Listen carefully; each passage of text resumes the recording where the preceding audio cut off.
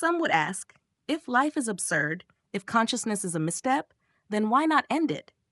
It is a fair question, perhaps the only honest one. But let us not confuse despair with drama. To live lucidly under the weight of truth is not to seek escape, but to examine, quietly, calmly, what is left when all illusions have burned away. Suicide, like any act, must pass through meaning. But what meaning can one assign to the end of meaning itself?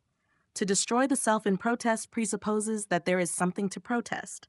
But nature does not hear. The void does not reply. The universe is not cruel. It is deaf.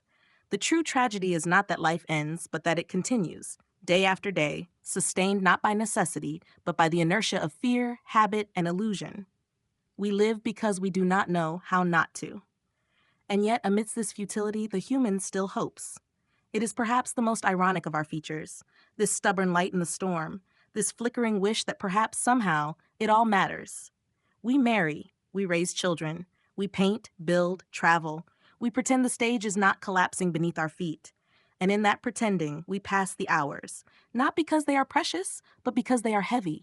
It is not wrong to live, nor is it wrong to laugh, to love, to dance. But to do so without seeing the machinery beneath, that is blindness. To see it and still choose to act gently, to speak kindly, to refrain from cruelty, that is clarity. There is nobility in restraint. There is dignity in understanding, and still not recoiling. I have been asked, if you see no purpose, no cosmic justice, why not do as you please? But this is to mistake clarity for nihilism. The absence of divine command does not free one from responsibility.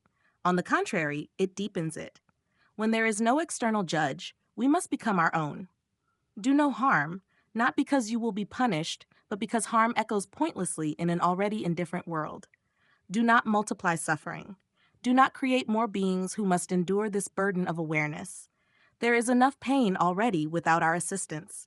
Antinatalism is not hatred of life, but compassion for the unborn. It is the recognition that to exist is to suffer, and that non-existence is the only safe harbor. What arrogance to assume that another consciousness would be grateful for the gift you gave it without its consent. To be born is to be handed a riddle with no answer and a sentence with no appeal.